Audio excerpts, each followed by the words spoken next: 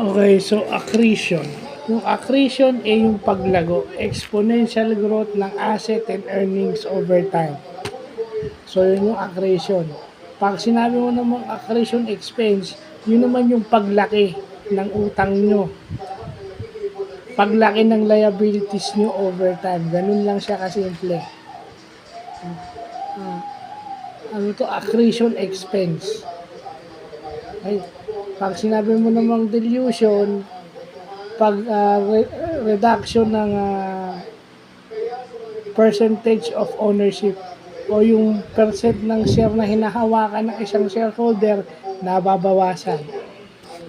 Lagay na lang natin sa ganun, wag na natin pahirapan.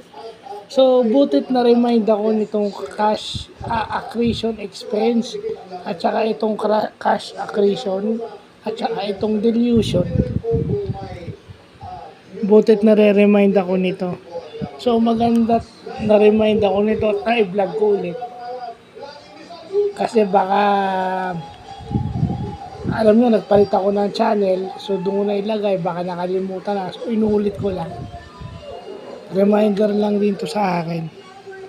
So, yun lang po.